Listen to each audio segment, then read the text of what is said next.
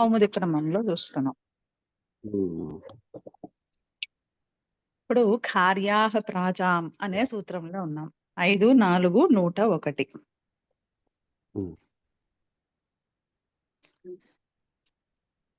దీన్ని ఎవరైనా సూత్రార్థం చెప్తారండి? నిన్న మనము సూత్రార్థము అలాగే అర్థ శబ్దంతో ఒకటి డిస్కస్ చేసుకున్నాం కదా. సూత్రార్థం ఎవరైనా చెప్తారా?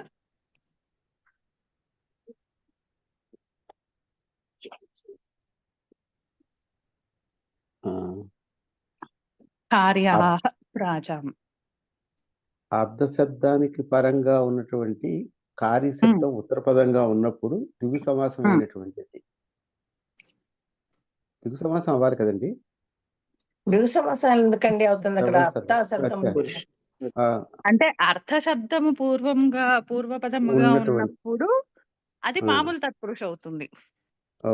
అది ఒక కేసు. రెండవ కేసు కార్య ఉత్తర పదముగా ఉండి ద్విగు సమాసం అయినప్పుడు. ఆ రెండు కేసెస్ లో కూడా టచ్ అనే సమాసాంత ప్రత్యయం. ప్రాచాం అన్నారు కాబట్టి ఉత్తర పదము, రెండవది అర్ధ శబ్దము కార్య శబ్దము ఉత్తర పదంగా ఉండి పూర్వ పదము అర్ధ శబ్దం ఉన్నప్పుడు కానీ లేకపోతే కారి ఉత్తర పదముగా ఉండి అది ద్విగు సమాసమైన అయినప్పుడు. రెండు వర్షన్స్. ఒకటి కార్య ఉత్తర పదంగా ఉండాలి, రెండిట్లోని కార్య ఉత్తర పదం కామన్. ఒక దానిలో అర్థం పూర్వపదంగా ఉన్నప్పుడు తత్పురుష సమాసం, అలాగే ఆ కార్య ఉత్తర పదంగా ఉన్నటువంటి ద్విగు సమాసం. ఆ రెండు కాంటెక్స్ట్ లో కూడా టచ్ అనే సమాసాంత ప్రత్యయం.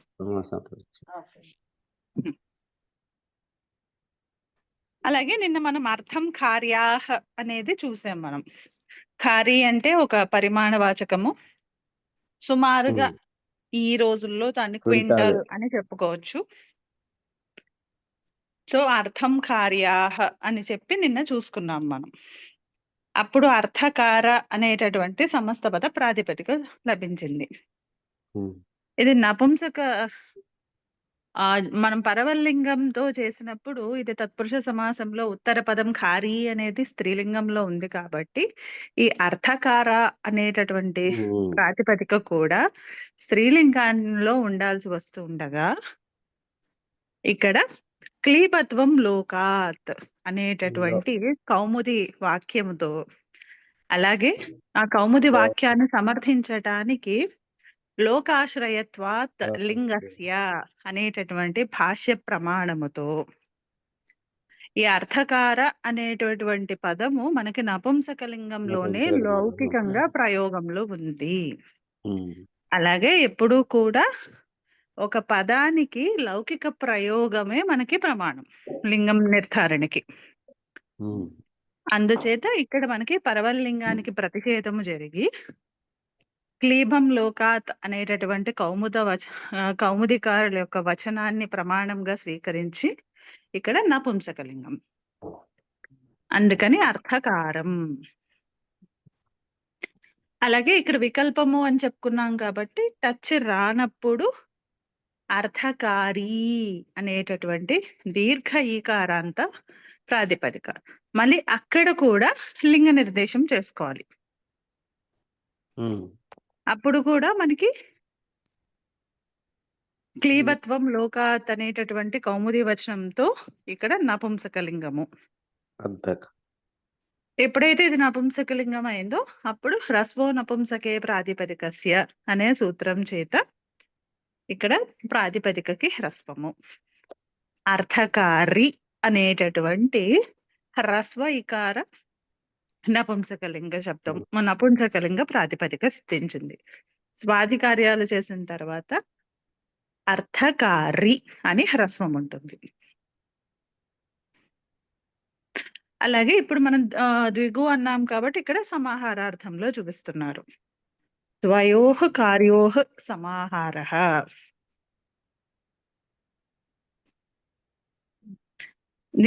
దీన్ని చెప్తారా ప్రక్రియ శ్రీనివాస్ గారు?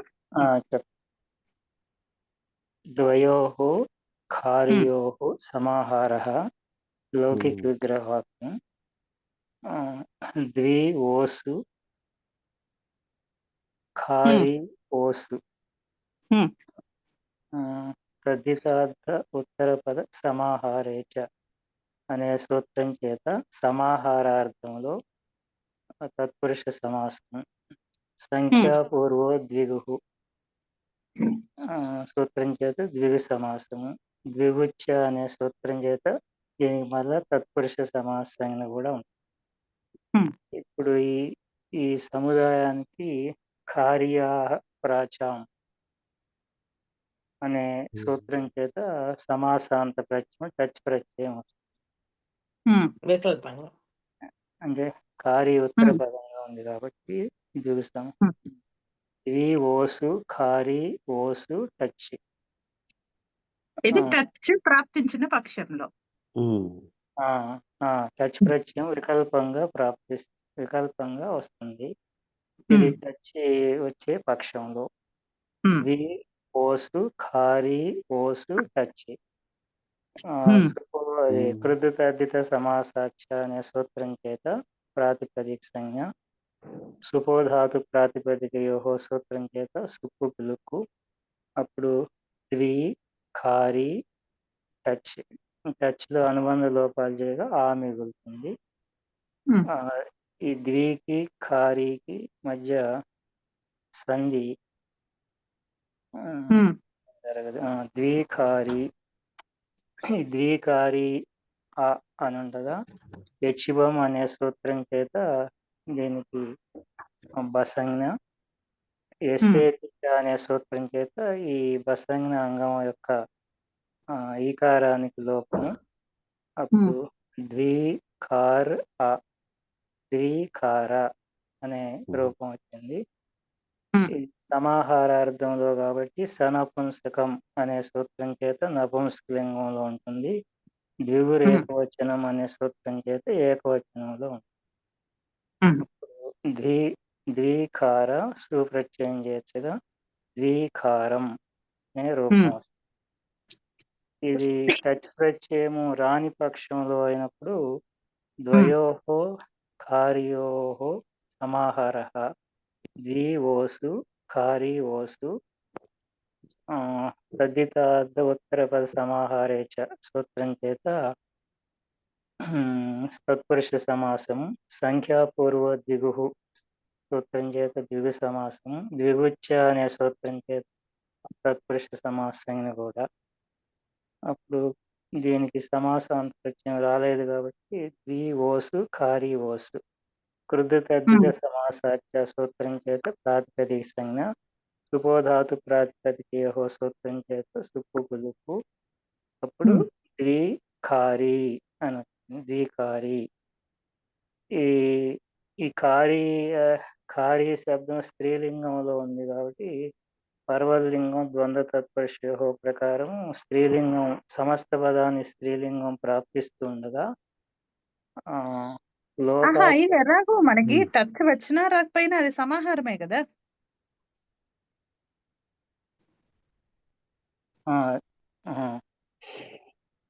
అందుకని సనపుంసకంతో సమాహారంలో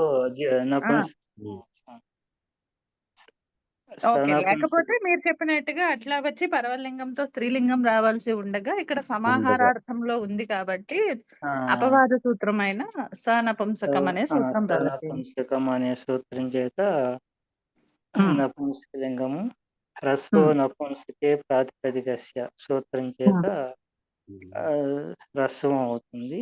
అప్పుడు ద్విఖారి. ఈ ద్విఖారికి సుప్రత్యయం చేర్చినప్పుడు సోమవర్ణ పుంసక సూత్రం చేత సూకులుక్కై ద్విఖారి అనే ద్విఖారం ద్విఖారి అనే రెండు రూపాలు. ఓకే. సో ఇది మనకు సూత్రము. ఇందులో మనం చూస్తే పూర్వ సూత్రం వరకు మనకు అతద్ధిత లుకి అన్నది ఉంది కదా.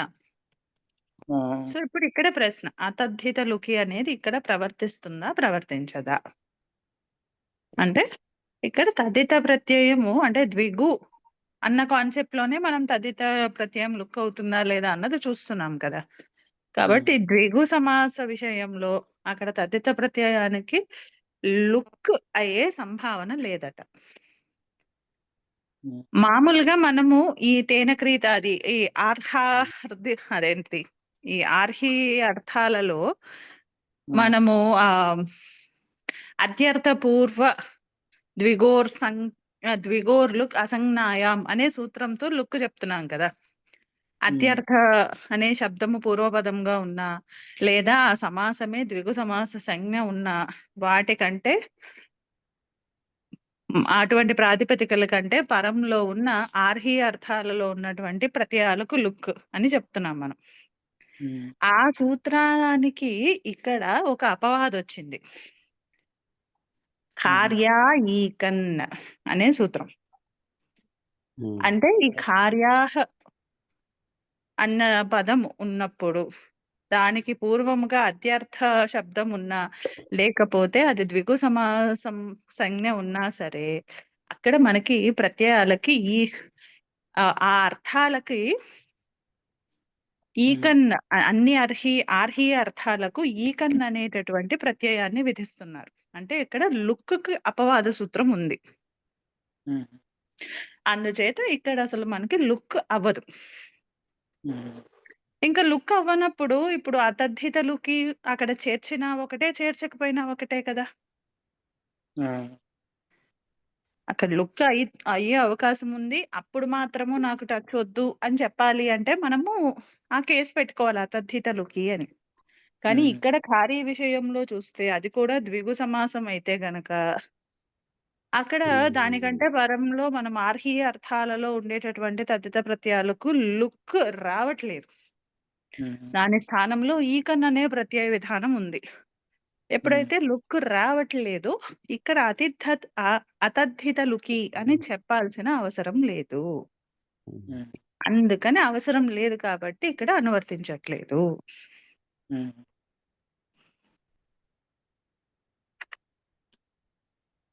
అది. సో ఇప్పుడు ఈ సూత్రార్థము కార్యాహ ప్రాజాం. ఖారి అనేది ఉత్తర పదముగా ఉన్న తత్పురుష సమాసంతో అధి అనేది పూర్వపదంగా ఉన్నప్పుడు మరియు ఆ ఖారి ఉత్తర పదముగా ఉన్నటువంటి ద్విగు సమాసము అయినప్పుడు సమాస విధానం ఉన్నప్పుడు ఆ ప్రాతిపదిక కంటే పరంలో టచ్ అనే సమాసాంత ప్రత్యయము ప్రాచీన ఆచార్యుల మతములో వికల్పంగా ప్రాప్తిస్తుంది. అలానే మనం అది పూర్వకనా అండి? అర్థ అర్థ అండి. నేను అది అన్నానా? ఓకే ఓకే క్షమిత. ఏమండి ఏమన్నారు? వచ్చేసారా అన్నాను. లేదు లేదండి, ఇంకా ఇక్కడే ఉన్నాను. ఇవాళ నేను క్యాబ్ కోసం వెయిట్ చేస్తున్నాము. సో ఫ్రీగా ఉన్నానని క్లాస్ బాగానే అయిపోయింది కదా. అన్ని దర్శనాలు బాగా. ఓకే ఓకే బాగుంది. ఓకే సో ఇప్పుడు కౌముది క్రమంలో మరుసటి సూత్రం ద్విత్రిభ్యాం అంజలేః 5-4-102 ద్విత్రిభ్యాం అంజలేః. ద్విత్రిభ్యాం పంచమి ద్వివచనము, అంజలేః పంచమి ఏకవచనం. అనువృత్తిలోకి తత్పురుషస్య టచ్, అధికారః ప్రత్యయః పరశ్చ ఆద్యుదాత్తశ్చ న్యా ప్రాతిపదికాత్ తద్ధితాః సమాసాంతాః వా. ఇక్కడ మనకి పంచమ్యంతాలు మళ్ళీ 2 ఉన్నాయి. ఒక పంచమ్యంతము ద్విత్రిభ్యాం, రెండవ పంచమ్యంతము అంజలేః. అప్పుడు మరి మనం ఎలా అన్వయం చేసుకోవాలి? ద్విత్రిభ్యాం పూర్వపదాలు, అంజలేః అనేది ఉత్తర పదం. అవును, అది కంక్లూషన్. అది కంక్లూషన్. కాకపోతే మనం ఫస్ట్ స్టెప్ అది పూర్వ పదము ఇది ఉత్తర పదము అని మనం ఎలా డిసైడ్ చేస్తున్నాము?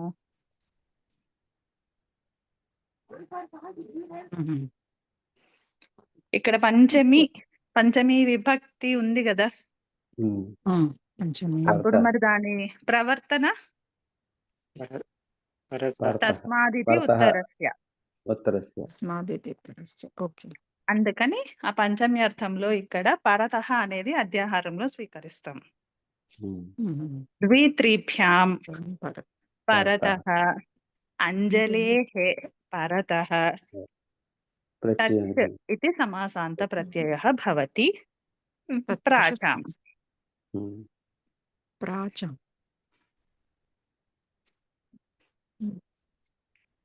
సో ఇప్పుడు ఇలా పరతః అని చెప్పడం వలన మనకి వచ్చిన ఎక్స్ట్రా ఇన్పుట్ ఏంటి?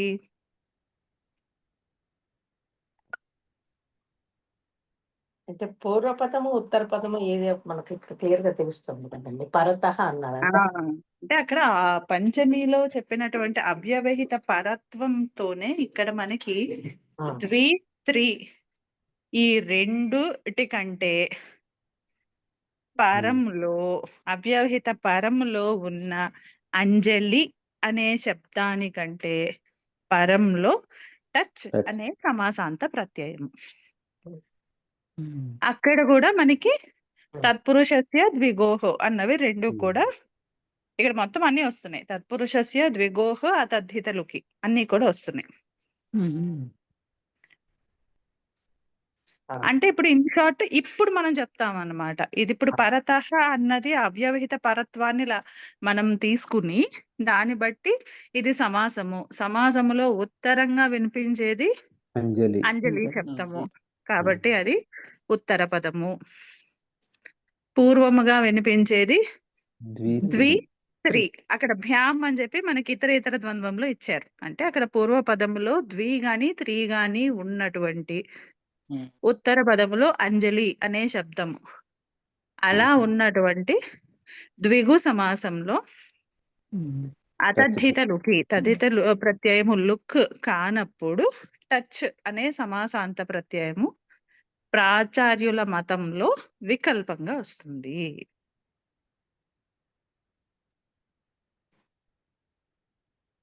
సో ఇప్పుడు మనకి ఇక్కడ ఆ ద్విత్రిభ్యాం ఉంది కదా, దానికి విగ్రహవాక్యం ఏమై ఉండొచ్చు? అక్కడ పంచమి ద్వివచనం ఉంది. ద్వౌ ద్వౌ చ చెప్పండి. ద్విభ్యాం.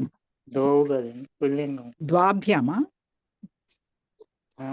ద్వౌ చ చెప్పండి. ద్వౌ చ త్రయః కదండి. ద్వౌ చ త్రయశ్చ. ఇక్కడే అది. మనకి ఏంటంటే ఇవి సంఖ్యల లాగా అర్థం వస్తున్నా ఇక్కడ ఆ. కేవలము స్వరూప గ్రహణం. మ్మ్. అంటే ఇక్కడ ద్వి అనే శబ్దము త్రి అనే శబ్దం అంతే. అది Right. సంఖ్య అన్నది మనకి సమాసం అయ్యి మన కాంటెక్స్ట్ లో మనం దాని సంఖ్య అని తీసుకుంటాం. కానీ ఈ పదం సాధించడానికి అవి సంఖ్య రూపంలో చెప్పలేదు. మ్మ్. ఎందుకంటే సింపుల్ గా లాజిక్. ఇప్పుడు 2, 3 అని ఇతరేతర ద్వంద్వం చేసినప్పుడు ఏమవ్వాలి? బహువచనమే రావాలిగా. అసలు మనకు అసలు ద్వివచనం రాకూడదుగా. మ్మ్. అంటే సంఖ్య పరంగా తీసుకుంటే మ్మ్. ద్వి పంచమి ద్వివచనం అంటే అన్నప్పుడు. రెండు అనే అర్థం కదా, రెండు. మరి ఇక్కడేమో 3. మరి అప్పుడు ఆ రెండిటి చేత ఏం తెలుస్తుంది? 5 తెలుస్తుంది. అది నిత్య బహువచనాంతం కదా. అందుకని ఇక్కడ ఏంటంటే ఇక్కడ ద్వి త్రి అన్నవి కేవలము శబ్ద రూపాలు మాత్రమే. కానీ దాన్ని సంఖ్యా రూపంలో అంటే సంఖ్యా రూపంలో మనకి సమస్త పదం చేయలేదు ఇక్కడ. మ్మ్. దాని అర్థం అంతే. ఇక్కడ ద్వి అంటే 2 నెంబర్ 2. మ్మ్. కానీ ఇక్కడ మనకి ప్రాతిపదిక ఈ ద్విత్రిభ్యాం అని చెప్పి పంచమి ద్వివచనాన్ని సాధించుకోవటానికి కేవలము 2 స్వరూప గ్రహణాలలాగా తీసుకున్నారు.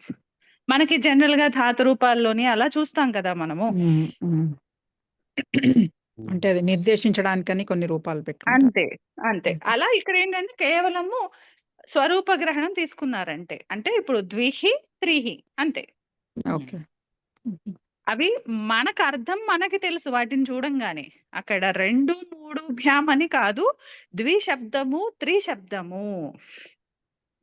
ఉమ్. దాని యొక్క ఉమ్. ఇన్హరెంట్ మీనింగ్ అది. పూర్వపదంలో ద్విశబ్దం ఉన్నా లేదా త్రిశబ్దం. త్రిశబ్దం ఉన్నా. మనకి ప్రాతిపదికలు ద్వి-త్రిలే కదా. ఉమ్. ఉమ్. అందుకని ఇక్కడ స్వరూప గ్రహణంలోనే తీసుకుంటాం మనం. అప్పుడైతేనే మనకి అక్కడ ద్వివచన రూపము తెలుస్తుంది. ఈ పర్టికులర్ గా ద్వి-త్రిభ్యాం అన్నది కూడా మనకి ఈజీగా సిద్ధిస్తుంది అండ్ కనెక్ట్ చేసుకోగలం. ఎందుకంటే అక్కడ నెంబర్ అన్నది అర్థ నిర్దేశమే కానీ శబ్ద నిర్దేశం కాదు కదా. ఉమ్. అందుకని ఇక్కడ ద్విశ్చ, త్రిశ్చ. ఉమ్. సో ద్వి-త్రి. దాని యొక్క పంచమి ద్వి-త్రిభ్యాం అని చెప్పారనమాట. ఇక్కడ మళ్ళీ ఇంకొక ప్రశ్న. ఇక్కడ మనకి అంజలేహే అన్నది పంచమిలో ఉంది కదా. అంటే దాని ఉమ్. ప్రాతిపదిక అంజలి. ఉమ్. ఇప్పుడు ఈ అంజలి అన్న పదం చేత మనము ఎటువంటి దాన్ని గ్రహించాలి? అసలు ఏమైనా అర్థాలు, నానార్థాలు ఉన్నాయా ఈ అంజలి అనే శబ్దానికి? ఇక్కడ ఉమ్. పరిమాణం పుంలింగం, గ్రహించాలేమో కదా. పుంలింగం, స్త్రీలింగం 2 ఉన్నాయి. ఓకే, అర్థాలు ఏం మారుతున్నాయి? పుంలింగం అయితే అంజలి అవయవ, ఘటించడమా? శరీర అవయవం అంటారు అంజలి. పుంలింగం అంటే ఇప్పుడు అయితే. మనము అంజలి ఘటించడము, చేతులు జోడించడమే కదా ఇది. ఉమ్. అదొక అంజలి ఉంది. అలాగే అంజలి అనేది మనకి పరిమాణవాచకం కూడా ఉంది. గుప్పెడు. ఓహో. ఆ. సో ఇక్కడ మనం ఈ సూత్రంలో తీసుకునేది అందులోని ద్విగు అనువృత్తిలోకి వచ్చింది కదా. ఇప్పుడు జస్ట్ చేతులు జోడించడమే అనే అర్థంలో అయితే అక్కడ ఇంకా ద్విగుతో పనేముంది? అంటే అసలు ఏ కాంటెక్స్ట్ లో వాడతాం మనము? కేవలము అంజలి అంటే చేతులు జోడించడం అంటే మనకేం కాంటెక్స్ట్ అర్థం కాదు కదా. అందుకని ఇక్కడ ఎప్పుడైతే ద్విగు అన్నది పిక్చర్ లోకి వచ్చిందో, పూర్వపదంలో 2, 3 అన్న సంఖ్యా వచనాలు ఉన్నాయో, సంఖ్యా వాచకాలు ఉన్నాయో, ఈ అంజలి శబ్దము అన్నది పరిమాణవాచకం అయింది. గుప్పెడు అనే పరిమాణవాచకం. మరి ఇది వరకు మనకి బార్టర్ సిస్టమ్, ట్రేడింగ్ జరిగేది కదా. అంటే ఇప్పుడు 2 గుప్పెళ్లతో ఏదైనా ఒక వస్తువు ఇస్తే ఇంకో వస్తువు తీసుకునేవాళ్ళు కదా. ఆ కాంటెక్స్ట్ లో ఈ శబ్దాలను ఎక్కువ వాడతారు. అంటే ఇప్పుడు ధాన్యం ఉంది, 2 గుప్పెళ్ళ ధాన్యం ఇస్తే ఏదో ఒక పావు గుప్పెడో లేకపోతే ఎంతో ఇంకో పరిమాణంలో ఇంకో ఐటమ్ వస్తుంది అనమాట. సో అందుకని ఇక్కడ ఈ సూత్రంలో అంజలి అన్నది మాత్రం మనకి పరిమాణవాచకం. పరిమాణం.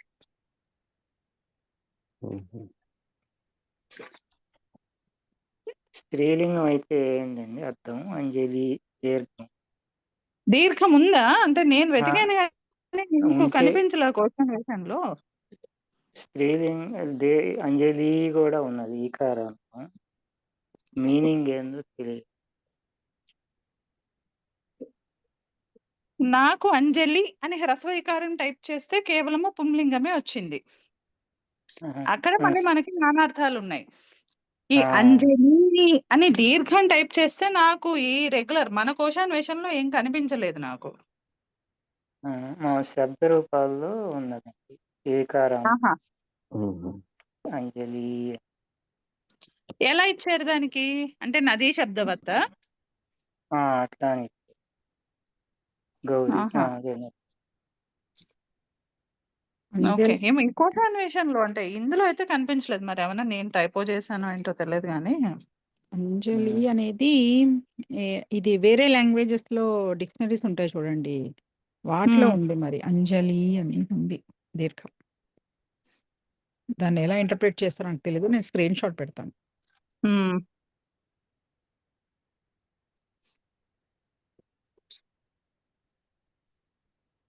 సూత్రంలో అంజలేహే అన్నాడు కాబట్టి రసమే కదండి. హరేహే. ఇక్కడైతే మనకి ముఖ్యంగా పరిమాణవాచకం గురించే కాన్సెప్ట్. అదే సూత్రంలో అంజలేహే అన్నాడు కాబట్టి హరేహే ఇకారాంతమే కదా.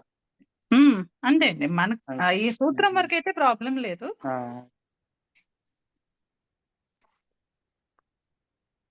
ఓకే, ఇదైతే చూద్దాం అయితే, ఎందుకంటే నేను ఆ, చూడలేదు ఇది. నేను డైరెక్ట్ గా మామూలు మన .com లో కోశాన్వేషణలో దీర్ఘ ఈకారం అయితే ఏముందా అని చూసాను. నాకు మ్మ్. అక్కడ ఏమీ తెలియలేదు. ఒకవేళ ఓకే. సో ఈ అంటే ఇప్పుడు ఈ సూత్రం ద్వారా ఏం తెలుస్తోంది మనకి? ఏ ద్విగు సమాసంలో అయితే మ్మ్. పూర్వ పదము ద్వి-త్రి, అలాగే ఉత్తర పదము అంజలి అనే శబ్దము ఉందో అటువంటప్పుడు వాటికి తదిత ప్రత్యయం, అటువంటి వాటికి ప్రాచార్యుల మతంలో టచ్ అనే సమాసాంత ప్రత్యయము. కానీ తదిత ప్రత్యయానికి లుక్ అయినప్పుడు మాత్రము టచ్ అనేది విధించబడదు. మ్మ్. ఇక్కడ అతద్ధిత లుకి అన్నది మళ్ళీ వండుక ప్లుతి ద్వారా వచ్చిందనమాట. మ్మ్. సో ఇప్పుడు మనకి ద్వయోః అంజల్యోః సమాహారః అంటే మ్మ్. 2 గుప్పిళ్ళ సమాహారం.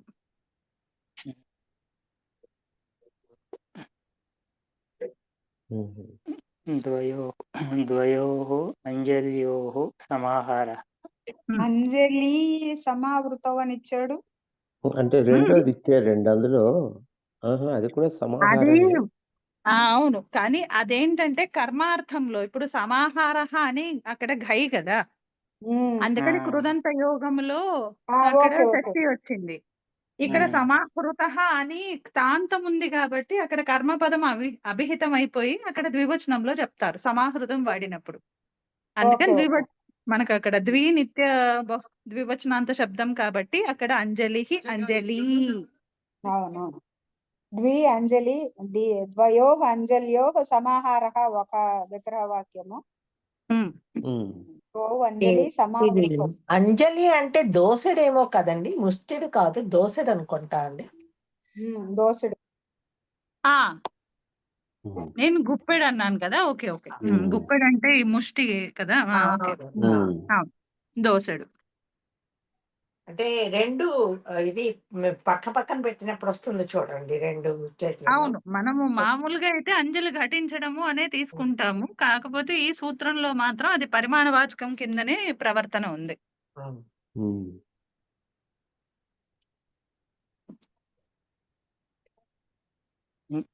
అట్లా చెప్పుకోవాలంటే సమాహృతౌ అనుకోవాలా?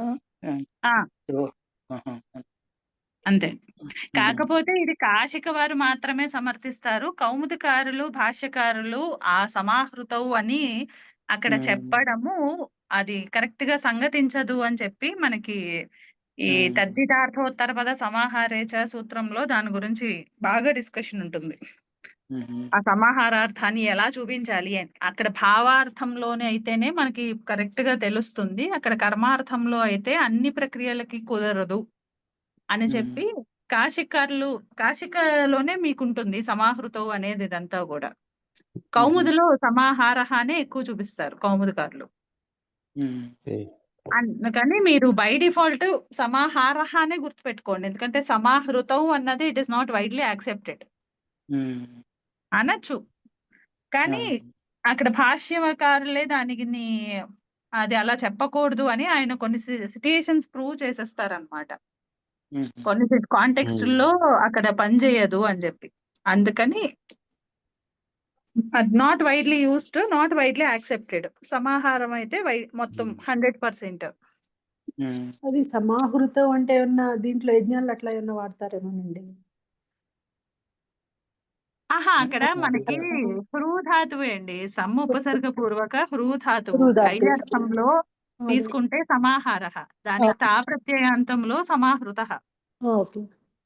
సో అక్కడ మనకి కర్మ అభిహితం, కర్మార్థంలో తీసుకుంటారు అక్కడ. సో అక్కడ కర్మ అభిహితం అయిపోయింది కాబట్టి ఈ ద్వి అంజలి ఇవే కాదు అన్ని ఎక్కడ మీరు సమాహారాలు చూసినా కాశికలో మాత్రం సమాహృతం అలాంటి స్టేట్మెంట్సే ఇస్తారు. ఓకే. అది ఇది వాళ్ళ నోషన్ ఇది అంతే. మీరు చెప్పినట్టుగా పరిమాణం అన్నట్లుగా దోసిళ్లతో అది ఇచ్చేవాళ్ళండి. ఓల్డెన్ డేస్ లో అలానే ఇచ్చేవాళ్ళు కదా. అది ఒక ఎక్స్చేంజ్ కి ఒక పరిమాణం అది. అవునవును. పార్వతి గారు ఒకసారి చెప్పారండి, పొద్దున లేవగానే ఎవరి దోసెళ్ళు ఎంత పడుతుందో అది. అలాగే 8 దోసెళ్ళు నీరు తాగాలి అని ఇక్కడ మనుస్మృతిలోనో ఇందులో ఉందని చెప్పారు ఒకసారి. ఓకే. కొలత. ఉమ్, అంటే ఇప్పుడు ఎవరి దోసెళ్ళు వాళ్ళ బాడీకి సరిపోతుందన్నమాట. ఉమ్. ఆ! అదే. సో, వాడకం ఉంది. బాగా ఉంది అసలు దోసెడు అన్నది. ఆ, ఉంది ఉంది ఉంది. మనం బియ్యం వేసేవాళ్ళం కదా, ఇంటికి హ్మ్. వచ్చినటువంటి వాళ్ళకి హ్మ్. దోసెడుతో వేసేవాళ్ళం, గుప్పిడితో వేసేవాళ్ళం. బియ్యం. ఆ! ట్యాప్ దగ్గర నీళ్లు కూడా దోసెడు తాగడం అలా అనేది ఉంది పట్టుకొని కదా. తాగేవాళ్ళమండి. గ్లాసులు అవి ఇప్పుడేమోతే వాడకుండా ఉండడం బాటిల్స్ అవి కోసం. వచ్చేసాయి. ఇంట్లో వాళ్ళు వేరే ఇప్పుడు ఏమనుకోకండి. ఇదివరకు ఉన్న సంగతి చెప్తున్నాను. వేరే వాళ్ళకి నీళ్లు పోస్తే అలా తాగేవారండి. తాగేవారు. వాళ్ళకి గ్లాసులతో వాటిలతో ఇచ్చేవారు కాదండి. నేను చూసినవి ప్రత్యక్షంగా చూసినవి చెప్తున్నాను అంతే. ఇట్లా దానం ఇచ్చేటప్పుడు కూడా 2 చేతులతో ఆ! ఇవ్వాలి అని అన్నప్పుడు కూడా అలానే చెప్పారు. అవును, ఆ! దోసెడు పట్టమంటారు కదా. మరి చేతులతో అంటే ఆ 2 చేతులతో అంటే 2 చేతులతో ఇవ్వాలి అని. దోసెడే ఇట్ దోసెడు మీన్స్. పట్టాలి. Okay, but measurement. Okay. Nice. Okay, so continue చేయండి. ద్వయోః అంజల్యోః సమాహారः లౌకిక విగ్రహవాక్యం.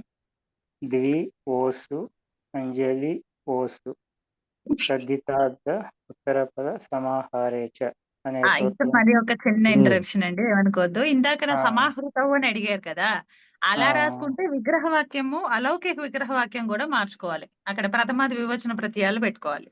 ద్వి ఆ. అవు అంజలి అవు. ఆ, కంటిన్యూ చేయండి. తద్ధితార్థ ఉత్తరపద అంటే ఆ సమాహార. 2 డిఫరెన్స్ అంతేనా? అంతే. మిగిలిన తర్వాత వచ్చే మెథడాలజీ అంతా ఒకటే, సూత్రాలు అవన్నీ. ఒకటే మొత్తం అంతా అవ్వచ్చు. ఒకటే, జస్ట్ ఊరికే అక్కడ అర్థాలు మారాయి, దాని వలన విభక్తులు మారాయి అంతే. అంతే. త్రీ కానీ అన్నప్పుడు అది ప్లస్ పెట్టాలి కదండి. చెప్పేటటువంటి ఫైనల్ అర్థం మాత్రం ఒక్కటే. ఈ సమాహృతం అని చెప్పినా సమాహారము అని చెప్పినా అక్కడ రెండిటి ద్వారా తెలిసేది సమాహార అర్థమే తెలుస్తోంది. ఓకే. కేవలము అక్కడ మనము ఆ విభక్తులు. అలౌకిక విగ్రహవాక్యంలో మనం రాసుకునే ప్రత్యయాలు మారతాయి విగ్రహవాక్యాన్ని అనుసరించి. ఇంకెలా అయినా అలౌకిక విగ్రహ వాక్యంలో వచ్చిన ప్రత్యయాలు ప్రాతిపదిక సంజ్ఞ తీసుకుంటే మనకి సుప్పు లుక్కులు అయిపోతాయి కనుక తర్వాత నుంచి ఒకటే వస్తుంది. ఒకటే వస్తుంది. అంతే. కేవలము విగ్రహవాక్యము అలౌకిక విగ్రహవాక్యంలో మొదటి స్టెప్, అక్కడ మాత్రమే చేంజ్ కనిపిస్తుంది అంతే.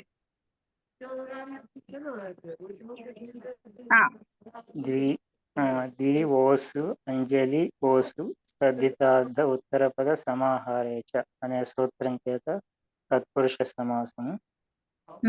సంఖ్యాపూర్వ ద్విగు సూత్రం చేత ద్విగు సమాసము. ద్విగుచ్చ అనే సూత్రం చేత మరి తత్పురుష సమాసంజ్ఞ. ఇప్పుడు ద్వి ఓస్ అంజలి ఓస్ ఈ సముదాయానికి ద్వి త్రిభ్యాం అంజలేహే అనే సూత్రం చేత సమాసాంత ప్రత్యయం టచ్ ప్రత్యయం వికల్పంగా వస్తుంది. అప్పుడు ద్వి అంజలి ద్వి ఓసు అంజలి ఓసు టచ్లో అనుబంధ లోపాలు లేదు, ఆ మిగులుతుంది. కృత తద్ధిత సమాసాచ సూత్రం చేత ప్రాతిపదిక సంజ్ఞ. సుపోధాతు ప్రాతిపదికయోహో సూత్రం చేత సుప్పు గులుక్కు. అప్పుడు ద్వి అంజలి ఆ.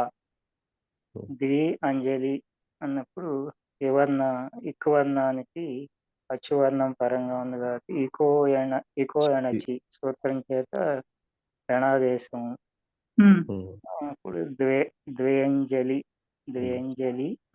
అని ఉంది. ద్వ్యంజలి అనే దానికి యచివం అనే సూత్రం చేత వసంజ్ఞ. తర్వాత ఎస్ఏపిచ సూత్రం చేత ఈ బసంజ్ఞాత్మైన అంగం యొక్క ఇకారానికి లోపము.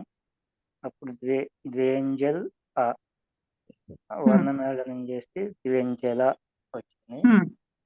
ఇప్పుడు ఈ ప్రాతిపదిక సమాహారార్థంలో ఉంది కాబట్టి సనపుంసకం అనే సూత్రం చేత నపుంసకలింగం. ద్విగురు ఏకవచనం అనే సూత్రం చేత ఏకవచనం. అప్పుడు ద్వ్యంజల సు ప్రత్యయం చేసినప్పుడు ద్వ్యంజలం అనే రూపం. ఈ టచ్ ప్రత్యయం రాని పక్షంలో అప్పుడు ద్వయోహో అంజలియోహో సమాహారః ద్వి ఓసు అంజలి ఓసు ఉండగా ఇక్కడ తదిదాత్త ఉత్తర పద అక్కడ సమాహారం డైరెక్ట్ గా టచ్ చేయడానికి వరకు వెళ్ళిపోయి అక్కడి నుంచి డైరెక్ట్ గా చెప్పేసి సరిపోతుంది. టచ్ ద్వి అభావంలో అని ఆ స్టేట్మెంట్. అభావంలో ద్వి ఓసు అంజలి ఓసు మాత్రమే ఉంటది. ఇక్కడ సుపుగు లుక్కులు వచ్చిన తర్వాత ద్వి అంజలి అని ఉంటుంది. ఇకోవర్ణ చీ ప్రకారం ద్వ్యంజలి అనే ప్రాతిపదికం. ఇది కూడా సనపుంసకం అనే సూత్రం చేత నపుంసకలింగము. దీనికి సు ప్రత్యయం చేసినప్పుడు ద్వ్యంజలి సు సోమవర్ణ నపుంసక సూత్రం చేత సు ప్రత్యయానికి లుక్ అయి ద్వ్యంజలి అనే రూపం వస్తుంది. ద్వ్యంజలం ద్వ్యంజలి. అంజలి అనేది హ్రస్వ ఇకారమా దీర్ఘ ఇకారమా? రసమే. రాష్ట్రమేనండి అని దీర్ఘంతో కూడా ఒక రూపం ఇచ్చినట్టున్నాడు. ఒక రూపం ఇచ్చారు దీర్ఘంతో. దీర్ఘంతో ఎక్కడ? సేమ్ ఇందులోనే మన .com లో చూడండి ఆన్లైన్ లో టైప్ అండి. మొత్తం అంతానా. ఓకే. అక్కడంతా హ్రస్వాలే అవి. టక్కు అది వాళ్ళ ప్రత్యయంతో విగ్రహ వాక్యంలో ఆ సమాహృతవు అని రాసుకున్నప్పుడు అక్కడ మనకి ద్వౌ ద్వే ద్వే కదా, ద్వౌ అంజలి సమాహృతవు అని విగ్రహ వాక్యం. అక్కడి నుంచి కాపీ చేయడంలో వాళ్ళు అంజలి అంజలి ఆస్ట్రీస్ గా దింపేశారు. అక్కడ అంజలి అవు ఉండాలి. అందుకని అక్కడ ఓకే ప్రథమా విభక్తి ఇక్కడ ద్వివచనంలో ప్రథమా విభక్తి ద్వివచనంలో ఉంది కనుక గౌ అంజలి అని. ఓకే, ఆ అంజలి ఫార్వర్డ్ అది అయిపోయింది. అక్కడ మిస్ అయ్యారు. అంటే అదే యాస్టీస్ గా కాపీ చేయడం వలన అక్కడ ఆ అవు అన్నది రాలేదు. దానికి తోడు హ్రస్వం మామూలు ప్రాతిపదిక రాయలేదు వాళ్ళు.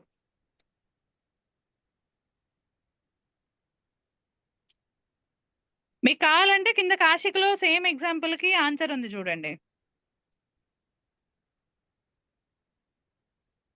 కాశికలో గాని కౌముదిలో గాని అక్కడ మనకి ఇంకా క్లియర్ గా ఉంది. సో ఇక్కడ వీళ్ళే అయిపోయింది. అవునవును ఇచ్చాడు. అదే. సో ఇప్పుడు అసలు యూసేజ్ దేనికయ్యా ఈ ద్విగు యూసేజ్ అంటే దీనికోసం అన్నమాట. తేన క్రీతాధికారంలో మనం చూపించడానికి. అంటే ఆ ప్రయోగాలే ఎక్కువ ఉన్నాయి మనకి. అందుకని ద్వాభ్యాం అంజలిభ్యాం క్రీతం. రెండు దోసళ్లతో కొనేది, కొనబడినది అనే అర్థం ఇక్కడ. ఇక్కడ మాత్రం ఆన్లైన్ లో కొద్దిగా అటు ఇటుగా కొంచెం ఉన్నాయి. మామూలుగానే ఫాలో అవుతాం మనం. ఇక్కడ ప్రత్యయం కూడా ఠక్ రాదు, అక్కడ ఠై వస్తుంది. ప్రాగ్వదేహ ఠై అని ఠై వస్తుంది.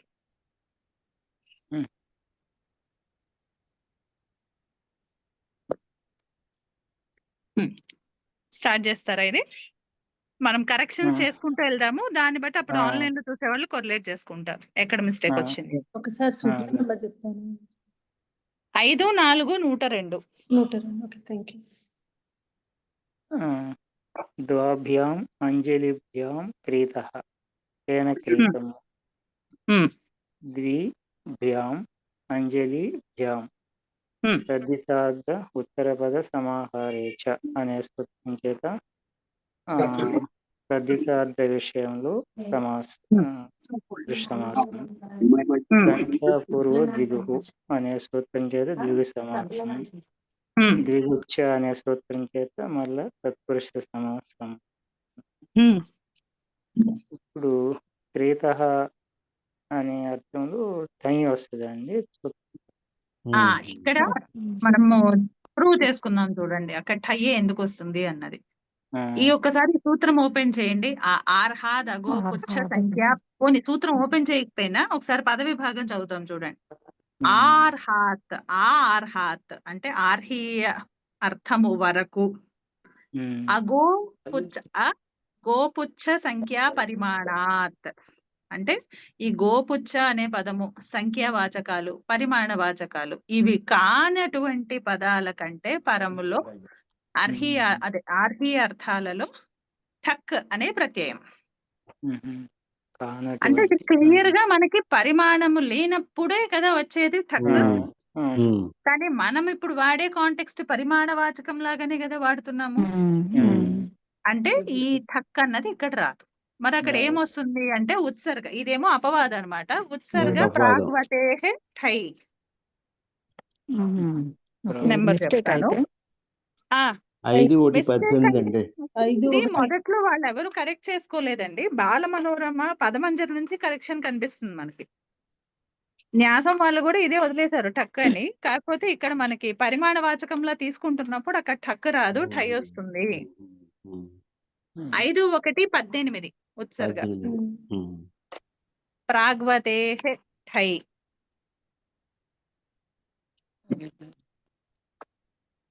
అంటే ప్రాగ్వతి అర్థాలలో ఔత్సర్గిక రూపంలో ఠై అనే ప్రత్యయం అక్కడ తదిత ప్రత్యయం విధించబడుతుంది. ఆ ప్రాగ్వత అర్థాలలో తేనక్రీతార్థం కూడా ఉంది. ఇది అర్థజ్ఞాపక సూత్రం కాబట్టి ఏదండి అంటే ఇది అర్థజ్ఞాపక సూత్రం ఇది. సో ఈ అర్థంలో ఈ సూత్రం వస్తుంది. ప్రాగ్వతీయ అర్థాలలో ఠై అనే ప్రత్యయము ఔత్సర్గిక రూపంలో వస్తుంది. ఆ ప్రాగ్వతీయ అర్థాలు ఏంటి అన్న వాటికి కింద మనకి అందులో 27 అర్థాలు ఉన్నాయి. ఆ 27 అర్థాలలో మొదటిదే తేనక్రీతం. తేనక్రీతం ఆర్హాద గోపుచ్చ సంఖ్యా పరిమాణం. సో ఇప్పుడు మనం చేసేటటువంటి ప్రత్యయం కూడా తేనక్రీతాధికారంలోనే కదా. అందుకని ఇక్కడ మనము ప్రాగ్వతే ఠై అనే సూత్రం చేత తేనక్రీతాధికారంలో ఔత్సర్గిక రూపంలో పరిమాణ వాచకానికంటే పరంలో ఠై. ఒక్క నిమిషం అండి. 5-1-19 సూత్రం చూడండి ఒక్కసారి. టక్ అని క్లియర్ గా ఇచ్చారు కదా. అదే ఇప్పుడు కాదండి. అదే ఇప్పుడు అన్నది కాదు. అది అక్కడ ఠక్ అని ఇచ్చిన దాంట్లో మీరు పద విభజన చేసుకుంటే గోపుచ్చ సంఖ్య పరిమాణాత్ అంటే గోపుచ్చ సంఖ్య పరిమాణ వాచకాల భిన్నమైనటువంటివి. నై ఉంది. Okay okay. అందుకని ఆ అపవాదులో ఠక్ రావడానికి అక్కడ లేదు మనకి స్కోప్. కాబట్టి ఉత్సర్గానే వస్తుంది. ప్రాగ్వతే ఠైతో ఠై వస్తుంది అంతే. అంటే సంఖ్యావాచి శబ్దము పరిమాణవాచి శబ్దాలను వదిలిపెట్టి గోపుచ్చ శబ్దము వాటికంటే భిన్నమైనటువంటివి పరంలో ఉన్నప్పుడు మాత్రమే ఠై. మరి ఏంటండి కౌముదీకారులు కూడా తక్కనే చెప్పేస్తున్నారు. అందరూ దే ఓవర్లుక్ దట్. కాకపోతే మళ్ళీ ఎక్స్ప్లెనేషన్ చేస్తున్నారు. ఈ అంజలి అన్నది పరిమాణ వాచకమే అంటూ ఎక్స్ప్లెనేషన్ ఇస్తున్నారు. కానీ మరి మోస్ట్లీ ఎక్కడో టైపో అయిపోయి ఉంటుంది. మీకు బాల మనోరమ క్లియర్ గా ఉంది చూడండి. తత్వదర్శిని వాళ్ళిద్దరూ ఠయ్యే చెప్తారు. పదమంజరి ఎక్స్ప్లెనేషన్ మొత్తం నీట్ గా ఇస్తుంది. అసలు ఇది ఎలా అంజలి అన్నది పరిమాణ వాచకం అయ్యింది అన్నది అంత ఎక్స్ప్లెనేషన్ ఇచ్చి అక్కడ టైపోలో వస్తుంది. అంటే ఇప్పుడు పరిమాణవాచకము కాదనుకోండి అసలు అక్కడ ఇది అర్థం రాదు. పరిమాణవాచకం రాదు కదా. ఎలా చెప్తాం మనము? కేవలం చేతులు జోడిస్తే ఏమొస్తాయి, ఏం రావు కదా. పరిమాణం అయితేనే తేనక్రీతార్థం చెప్పడానికి వీలవుతుంది. అట్లీస్ట్ ఈ కాంటెక్స్ట్ తత్వబోధనలోనే ఇచ్చారు ఆ మాట ఇచ్చారు. అదే బాల మనోరమ తత్వబోధని ఎక్కువ ఎక్స్ప్లెనేషన్ లేదు కానీ క్లియర్ గా ఉంది. పదమంజరి కష్టపడి చూపించారు అసలు ఇక్కడ పరిమాణ పుస్తకం ఎందుకు అయింది అని. అంత కష్టపడి చూపించి మళ్ళీ ఠక్ ఇచ్చారు.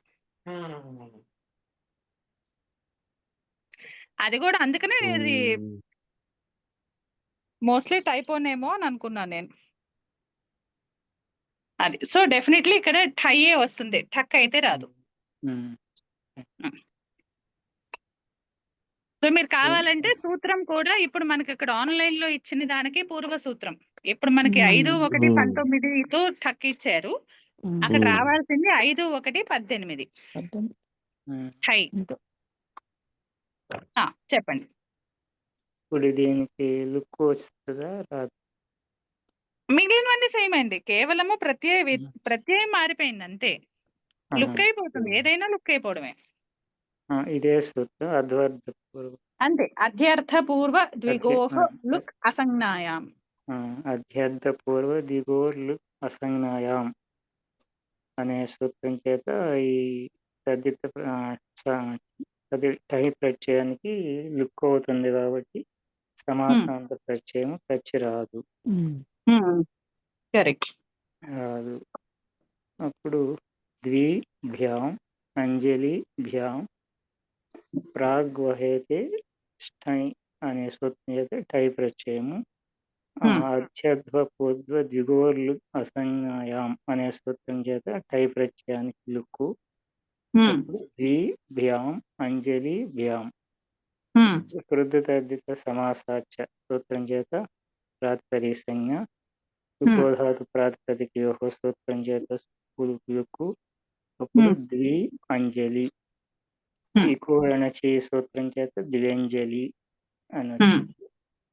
ఇక్కడ క్రీత అనేది మనం పుంలింగంలో తీసుకున్నాం కాబట్టి క్రీతం అని విగ్రహవాక్యం చెప్పుకున్నాం కదా. క్రీతం ద్వాభ్యాం అంజలీభ్యాం క్రీతం అని చెప్పుకున్నాము. క్రీతం అందుకని నపుంసకలింగము. ఒకవేళ అక్కడ క్రీత అని పుంలింగం చెప్పుకుంటే ఇక్కడ పుంలింగం వస్తుంది. ద్వ్యంజలి. ఆయన పుణ్యంగానే చెప్పారులేండి, అందుకని వారి పేరు. ద్వ్యంజలి అనే వస్తుంది. ద్వ్యంజలి అన్నది నపుంసకంలో అయితే, అదే పుంలింగంలో అయితే ద్వ్యంజలిహి అని వస్తుంది. సరే. అంటే ఇది విగ్రహవాక్యం నుంచి అంతర్హస్వమేనా అండి? ద్వాభ్యాం ప్రాతిపదిక హ్రస్వంలోనే ఉందండి పరిమాణ వాచకము. అవును. దీర్ఘంలో వేరే అర్థం ఏదో ఉంది, అది అర్థం కాలేదు. కానీ ఇక్కడ ఎక్కడ వస్తుంది మీ అందరికి? నాకెందుకో రావట్లేదు.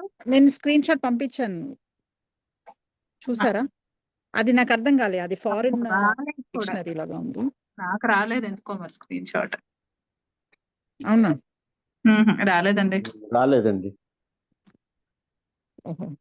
మాకు కూడా రాలేదు, అసలు అదృశ్యం అయిపోయింది. అయ్యో, కాదండి, అది గ్రూప్ లో పెడితే అందరికీ కనిపిస్తుంది కదండి.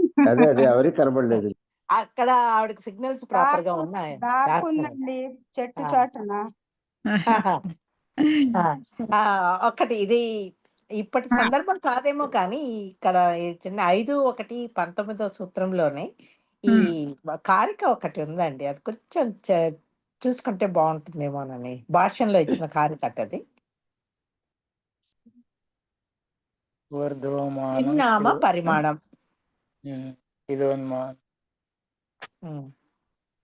ఊర్ధ్వమానం కిల ఉన్మానం పరిమాణం తు సర్వతః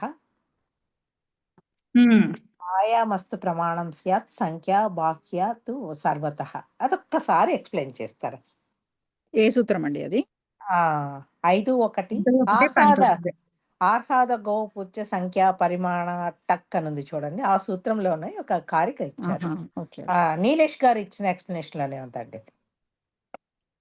ఊర్ధ్వమానం కిల ఉన్మానం పరిమాణం తు సర్వతః ఆయామః తు ప్రమాణం స్యాత్ సంఖ్యా బాహ్యా తు సర్వతః. ఇచ్చారు, ఎక్స్ప్లెనేషన్ కూడా ఇచ్చారు. ఒక్క రీడింగ్ లో నాకు అర్థం కాలేదు. అస్యాం కారికాయాం సంఖ్య తదా పరిమాణ ఏతయోః మధ్యే విద్యమానః భేదః చెప్పారంట. మధ్యలో జడత్వస్య మాపనార్థం యత్ ప్రయోజ్యతే. ఓకే, జడత్వం అంటే కదలనే దాని గురించి చెప్పేటప్పుడు దాని యొక్క మెషర్ చేయడానికి ఉన్మానం అని చెప్తున్నారట. Unit of measurement of weight. జడత్వం అంటే తూకం రాయి వేసి తూచేదేమో. సర్వప్రకారస్య మాపనార్థం యత్ ప్రయోజ్యతే తత్ పరిమాణం నామ్నా జ్ఞాయతే. జనరల్ గా ఎలా అయినా సరే మెషర్మెంట్, ఏ విధంగా మెషర్మెంట్ తీసుకున్నా అది పరిమాణం అని వస్తుంది. కానీ ఆయామః అంటే బ్రెడ్త్, హైట్, డెప్త్ ఉమ్, అప్పుడు దాన్ని ప్రమాణం అని చెప్తామంట. ఉమ్, ఉన్మాన ప్రమాణయోః తు పరిమాణేన ఏవ గ్రహణం భవతి. ఆ రెండిటికి కూడా మనకి ఫైనల్ గా మెజర్మెంటే, కానీ అది ఉమ్, వెయిట్ మెజర్మెంటా లేకపోతే ఈ లెంగ్త్ బ్రెడ్త్ హైట్ న్యూమరిక్ మెజర్మెంటా, ఉమ్, ఉమ్. ఆ రెండుటి కూడా దీని ద్వారా వస్తుంది. ఉమ్, పరంతు ఏతేభ్యః సర్వేభ్యః సంఖ్యా భిన్నా అస్తి. ఉమ్. ఉమ్. అతః పరిమాణ శబ్దేన సంఖ్యా శబ్దానాం గ్రహణం న భవతి. అంటే పరిమాణ ఇక్కడ శబ్దం 1, సంఖ్యా 2, శబ్దం 3 అలా న్యూమరికల్స్ కాదు. అంటే ఇప్పుడు 1 ఉమ్. మీటర్ ఇస్ డిఫరెంట్ కదా, అక్కడ 1 ఇస్ జస్ట్ న్యూమరికల్. ఆ, మీటర్ అన్నది ఒక unit of measurement. Unit of measurement. So పరిమాణము అంటే యూనిట్స్ ఆఫ్ మెజర్మెంట్, సంఖ్య అంటే the numerical value of it. Okay. Um. అమ్మో, ఈ కారిక చాలా కాంప్లికేటెడ్ గా ఉంది. అదండి. ఈ అర్థం చాలా ఈజీగా ఉంది కానీ కారిక ఆ, కాంప్లికేటెడ్ ఉంది. ఆ, ఆయామహ, ఇది మనం ఒక సూత్రంలో కూడా వచ్చింది మనకి. దాని దైర్ఘ్యాన్ని అంటే గంగా నది ఎంత పొడుగ్గా ఉందో వారణాసి కూడా అంత పొడుగ్గా ఉంది అని ఆ, చెప్పేటప్పుడు అది భవ వారణాసి సమాసంలో పొడుగ్గా చూశాను. గంగా నది పొడుగ్గా వారణాసి ఉంది. సో కాదు ఆయామహ అంటే కదండి, వారణాసియే కదా అసలు కొలత. అలానా? గంగా ఎలా అండి తీసుకోవాలి అంటే అది? గంగ ఒడ్డున పూర్తిగా వారణాసి విస్తరించి ఉంది అని. ఆ, గంగ ఆ, ఎంత పొడుగ్గా ఉందో వారణాసి చుట్టుపక్కల అంత ఏరియాలో కూడా దూరము వారణాసి విస్తరించబడి ఉంది. ఉంది అని. ఉమ్.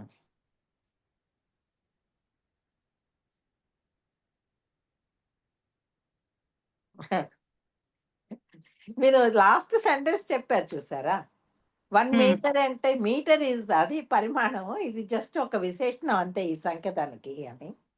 న్యూమరికల్ వాల్యూ అంతే. Numerical value. అంటే ఏంటంటే ఎసెన్స్ ఇదైతే చెప్పేశారు, ఆ కారిక చదివితే మాత్రం ఆ కారిక బాగోదు. అయితే మాత్రం అసలు ఏమో నాకు ఇప్పటికీ ఏం అర్థం కాలేదు. అది ఊర్ధ్వమానం కిల. అర్థం కాక నేను అడిగాను. ఈ అర్థం కాలేదు. ఊర్ధ్వమానం అంటే ఏంటండి? ఊర్ధ్వమానం అంటే అది ఇలా పైకి ఎత్తి పట్టుకునేదంటండి ఊర్ధ్వం. వెయింగ్ అంటే బ్యాలెన్స్ ఉంది చూడండి. వెయింగ్ బ్యాలెన్స్ మనకి చేస్తూ ఆ సూచి తూకాలు మధ్యలోకి వేస్తారు వేలాడుతూ కదండి, ఉంటుంది కదా. తూకాలు వేస్తారు కదా, ఇలా పైకి తూకాలు ఎత్తి వేయడం. తూస్తారు కదా. ఆ ఊర్ధ్వం అంటే పైకి ఎత్తడం, అలా పైకి ఎత్తి తూచేది ఊర్ధ్వమానం. ఉమ్. కిల ఉన్మానం పరిమాణంతు సర్వతః. ఉమ్. ఊర్ధ్వమానం కిల ఉన్మానం. ఉమ్, ఆ ఉన్మానం అన్నది ఏంటంటే మనం ఇలా ఏదైతే పైకి ఎత్తి తూస్తున్నామో ఆ వెయిట్ అన్నది వెయిట్ మెజర్మెంట్ ఉన్మానం. దాంట్లో రాయి వేస్తారు కదండి, కేజీ రాయి, 10 హాఫ్ కేజీలు. కిలో, 2 కిలోస్, 3 కిలోస్, ఆ, 250 గ్రామ్స్ అలా వెయిటేజ్. ఇవాళ ఉండేది డిజిటల్ ఉన్మానం. వచ్చేసింది కానీ లేకపోతే ఇది వరకు అంతే కదా. హాఫ్ కిలో వేస్తే మధ్యలోకి పైకి లేచి నీడిలు కరెక్ట్ గా సెంటర్ అయ్యి ఉంటే మన కరెక్ట్ గా వేసినట్టు అని అనేవాళ్ళం కదా. ఆ నీడిల బ్యాలెన్స్డ్ ఇది అంటారు, ఇది మన బ్యాలెన్స్డ్ వెయిట్ అంటారు. ఆ నీడిలు కరెక్ట్ గా పై వైపుకి చూస్తూ ఉండాలి. అంటే ఏ మనకి సైడ్ ఇవన్నీ టెక్నికల్ గా పక్కన పెట్టేస్తే మనకి అఫీషియల్ గా శ్రీకృష్ణ తులాభారాలు, వెంకటేశ్వర తులాభారాలు అప్పుడే ఉన్నాయి కదండి. ఆ తులాభారంది బెల్లము వెంకన్న బాబుకి విఘ్నేశ్వరుడికి బెల్లం తూకము అలా. ఆహాహా. మనం లౌకికంగా చేసేది కాదు, మనకి పురాణాలలో వాళ్ళకే తూచినవి అదే వాళ్ళకే అవును తులాభారం జరిగింది కదా. అవునవునవును. అంటే అప్పుడు ఉన్నటువంటి ఆ తులాభారం అన్నమాట. అదే ద్రవ్యము యొక్క బరువు దేనిచే నిర్ణయింపబడుతుందో అంతే. అది ఉన్మానం. ఉన్మానం అంటే అంతే, అది అంటే అది వెయిట్ ఒక మాట. Unit of measurement. Unit. Weight. పరిమాణంతో సర్వతః. గురిగింజలు కూడా వాడారండి వాళ్ళు, బంగారం వెయిట్ ఆ అవును. బంగారానికి ఒక ఆ. గురిగింజెత్తు 2 గురిగింజలెత్తు అనే అవును. వచ్చేది. సో ఈ కాను ఊర్ధ్వమానం అంటే ఇలా పైకెత్తి మనం చేసేది, అంటే అట్లా తులాభారంలా చేసేది మాత్రమే ఉన్మానం. మిగిలిన అంటే మిగిలిన స్టైల్ ఆఫ్ మెజర్మెంట్స్ అన్ని కూడా పరిమాణము అంటున్నారు. అది పరిమాణం. కానీ సర్వతః. పరిమాణం అని అంటారు. ఇది ప్రమాణం అన్నారు కదండి. ఇక్కడ మళ్ళీ ప్రమాణం ఉంది. ప్రమాణం ఏంటి? మాపనార్థం యత్ ప్రయుజ్యతే తత్ ప్రమాణం. అంటే ఏదైతే కొలవడానికి ఉపయోగిస్తున్నామో అది ప్రమాణం అవుతుంది. అది అంటే ప్రమాణం అవుతుంది. reference. అవును. ఇప్పుడు ఒక స్కేల్ వాడతాం కదా కొలవటానికి. పోనీ అవును. అవే ఒక తాడు చూద్దామండి. వాడతాము. జానెడు, ఆ తాడు బారెడు, ప్రమాణం మూరెడు అవుతుంది. చూద్దామండి. పోనీ అవే అంటే అవి ప్రమాణాలు అవుతాయి. ప్రమాణాలు అందుకే అవుతాయి. స్కేల్కి మాపిక ఉంది కదా. ఆ ఆ! ఈ అదే రెండిటిని అందుకని కలిపి ఈ పరిమాణం రెండిటికి అంటారు. కూడా మన పరిమాణంలోకి 2 వస్తాయి. వెయిట్ వస్తుంది, దాని మెజర్మెంట్ వస్తుంది. ఇక్కడ మనకి టెక్నికల్ గా మనం ఉన్మానం చేస్తున్నట్టు ప్రమాణం, ఆ ఉన్మానాన్నే ప్రమాణంగా స్వీకరిస్తోంది అంజలి అనే శబ్దం. ఉన్మానం ఎలా అవుతుందండి? ఇక్కడ ఏమి ఇది చెయ్యట్లేదు కదండి. కొల- ఊర్ధ్వమానం అంటే అలాంటివి మనము దోసెళ్ళతో పట్టుకున్నాం కదా, అంటే అక్కడ ఓకే ఓకే అంటే అక్కడ ఇంకో దాంతో మెజర్మెంట్ లేదు కదా అంటారు. లేదు. కంపారిజన్ వెయిట్ లేదు ఓకే కదండి. అంటే పరిమాణమే అంతే ఇది. అది ఎంతో కొలవట్లేదు మనం. అంటే ఇప్పుడు నా దోసెల్లో ఎంత ధాన్యం ఉంది అన్న ధాన్యాన్ని కొలవట్లేదు. అంటే ధాన్యానికి ఒక కొలమానం లాగా చెప్పట్లేదు మనం. చెప్పట్లేదు. 2 దోసిళ్ళు అని అంతే. పరిమాణం అని అంతే. జస్ట్ తీసేసుకోవచ్చేమో అండి. అంతే ప్రమాణమే పరిమాణమే. అంటే ఇది ప్రమాణము కూడా టెక్నికల్ గా ప్రమాణము ప్రమాణం కూడా. కూడా కాదు, ఉన్మానము కాదు. కానీ పరిమాణం అయితే అయ్యింది. ప్రమాణం చెప్పలేమండి. పరిమాణం ఎందుకంటే ప్రమాణం అవుతుందండి. కాదండి, ప్రమాణం చెప్పలేము. ఎందుకంటే ఇట్స్ నాట్ ఫిక్స్డ్ అనమాట. ఎవరి దోశలు డిఫరెంట్ మెజర్స్ వస్తాయి కాబట్టి అది అంజలి కాదండి. కానీ అంజలి పరిమాణమే, అది ప్రమాణం చెప్పలేం మనం. మీరు చెప్పింది కరెక్ట్. కాకపోతే జనరల్ గా పరిమాణ శబ్దం చేత ఉన్మానము అంటే వేయింగ్ దాంట్లో ఉన్నటువంటి స్కేల్, అలాగే మెజర్మెంట్ కు ఉన్నటువంటి స్కేల్, అది కూడా పరిమాణము అని చెప్పొచ్చు అంటున్నారు. తయోహ ఉన్మాన ప్రమాణయోహ తు పరిమాణేన ఏవ గ్రహణం భవతి. అంటే ఇట్ కెన్ బి యూస్డ్, అంటే ఇప్పుడు అది వెయిట్ కు ఒక స్టాండర్డ్ అయినా సరే, లేకపోతే మెజర్మెంట్ ఆఫ్ డిస్టెన్స్, ఒక టైం కాలం కూడా పరిమాణంలోకి వస్తుంది కదా, ఒక టైం, అలా దేనికైనా మెజర్మెంట్ కి అంటే ఇక్కడ క్వాంటిటీ అనుకోవచ్చు అంతే కదా. అంతే అండి. 1 hour is equal to 60 minutes కదా, అలా అన్నమాట. అది పరిమాణం కింద వస్తుంది. 60 minutes అయితే 1 hour. అంటే ఇప్పుడు నేను ఒక వర్క్ 4 hours లో కంప్లీట్ చేస్తాను. ఆ 4 hours అన్నది నాకు, ఆ 4 hours అన్న దాంట్లో ఆ అవర్ అన్న ఉన్నటువంటి కాలవాచకము అది పరిమాణం అవుతుంది. పరిమాణం 4 ఏమో సంఖ్య అవుతుంది. ఇంట్రెస్టింగ్ గా ఉందండి కారిక. మనకు కొత్త విషయాలు తెలిసింది. ఏమో ఉన్మానం, ఇంతకు ప్రమాణం. కారికలో ఏం పదాలు ఎగ్జాక్ట్లీ ఎలా వాడారు అన్నది మాత్రం బాగుంది. సంఖ్య బాహ్యాతు సర్వతః అట. ఓకే ఓకే, అంటే it is out side of పరిమాణం, కానీ ఇది క్వాలిఫై పరిమాణం లెంత్ బ్రెడ్త్ కదా. అంటే ఇప్పుడు అక్కడ 2 ఉన్నాయి అంటే రెండిటితో కంప్లీట్నెస్ ఉండదు. అలానే ఇక్కడ నేను కిలోమీటర్ లో కొలుస్తాను అని చెప్తే సరిపోదు. ఇక్కడ ఎగ్జాక్ట్లీ ఎంత ఉంది అని 2 చెప్పాలి అంటే సంఖ్య పరిమాణము 2 కలిపి చెప్పాలి. అప్పుడు ఈ సంఖ్య ఏమైంది, బాహ్యంగానే దాన్ని సపోర్ట్ చేస్తుంది పరిమాణాన్ని, అలాగే విశేషణం లాగా సపోర్ట్ చేస్తుంది. ఇక్కడ ఎన్ని ఉన్నాయి కిలోమీటర్లు అంటే 2 కిలోమీటర్లు ఉన్నాయి. ఎంత ధాన్యమో 2 దోసెళ్ళ ధాన్యం. ఓకే కరెక్ట్, మీరు మళ్ళీ కరెంట్ ఎగ్జాంపుల్ కి వెళ్ళిపోయారు. ఓకే, అది ద్విత్రిభ్యాం అంజలేహే అన్నది. అప్పుడు 8 దోసెళ్ళు ఒక ఇదనే వాళ్ళండి మెజర్మెంట్. 4 దోసెళ్ళు ఒక సోలా అట్లా అనేవాళ్ళం. ఇక్కడ కూడా మనకి అంజలి అన్న శబ్దానికి బ్రౌజ్ చేస్తే అంజలి అని కోశాన్వేషణలో అక్కడ కూడా మనకి నిన్న మనం కొన్ని చూసాం కదా, ఆ మెజర్మెంట్ ఇవి వాటి కారిక దీనికి కూడా ఇచ్చారు, అంజలికి కూడా ఇచ్చారు కింద. మళ్ళీ ఆ కొడుకుకి కలుస్తోంది ఇక్కడ కూడా. అంజలి అంటే 4 పిడికిళ్ళు, 4 ముష్టిలో పిడికిళ్ళు. అక్కడ విస్తారహ అని చెప్పి ఇచ్చారు చూడండి అందులో కారికలో. ఇచ్చారు. అంటే నిన్న మనమేమో కొంచెం పైన అంటే ఆడకహ, ప్రస్థహ, ద్రోణహ, ఖారీ చూసాం కదా, దానికన్నా ముందర ఈ ప్రస్థహ కన్నా ముందర వచ్చేది ఈ అంజలి. అలాగే ఇది కూడవకి దగ్గరలోకి వస్తుందట. అంటే ఒక అంజలి పడితే అది కుడవ అవుతుందట. కూడా అవుతుంది అన్నారు. ఇది ఎగ్జామ్ అంటే ఈ డిక్షనరీలో ఇస్తున్నారు వాళ్ళు, ఉమ్, కానీ క్లియర్ గా ఇది పరిమాణ వాచకము కాబట్టి ఇక్కడ మాత్రం డెఫినెట్లీ టక్ రాదు, టై. ఉమ్, ఉమ్, కానీ టైకి కూడా లుక్ అయిపోతుంది. ఉమ్, ఉమ్, ఓకే. ఉమ్, అలాగే ఇక్కడ ఒక లైన్ చాలా బాగుంది. ఇది ఉమ్, పదమంజరిలో ఉమ్, 5-4-102 సూత్రంలో పదమంజరి. ఉమ్. అంటే ఇక్కడ పరిమాణమే అని అంత ఖచ్చితంగా చెప్పడానికి ఆ లైన్ చాలా బాగా ఇచ్చారు వాళ్ళు. 5-4-102 అయినా ప్రశ్న సూత్రం 5-4-102 ద్వాభ్యాం అంజలిభ్యాం క్రీతః ద్వ్యంజలిః ఇతి. అంజలి పరిమితః వ్రీహ్యాదిః అంజలిః నా పాణిద్వయం తస్య మూల్యత్వ అసంభవాత్. అక్కడ కొంచెం టైపో ఉంది. తస్య మూల్యత్వ అసంభవాత్. ఏకారం లేదు, యా లేదు అక్కడ.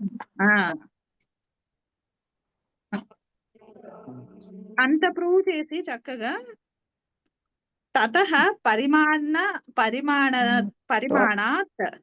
ప్రాగ్వతీయస్య, అక్కడ మళ్ళీ టైపో వచ్చేసింది, టకః ఇచ్చేసారు. అక్కడ టై రావాలి.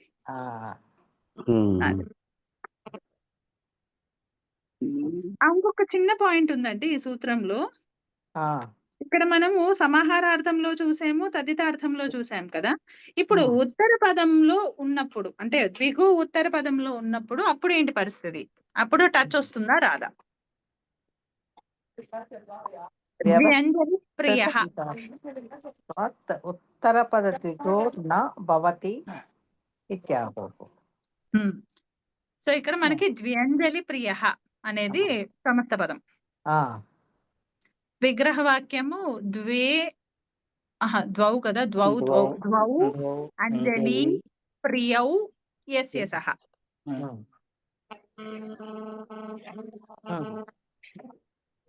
చెప్తారా దీనికి?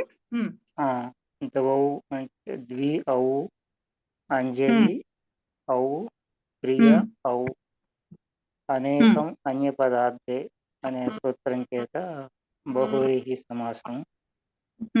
ఇప్పుడు మొదటి రెండు పదాలకు అంటే ద్వి ఔ అంజలి ఔ, ఈ దానికంటే పరంగా ప్రియ ఉత్తర పదం ఉన్నప్పుడు తదితార్థ ఉత్తర పద సమాహారేచ అనే సూత్రం చేత తత్పురుష సమాసం.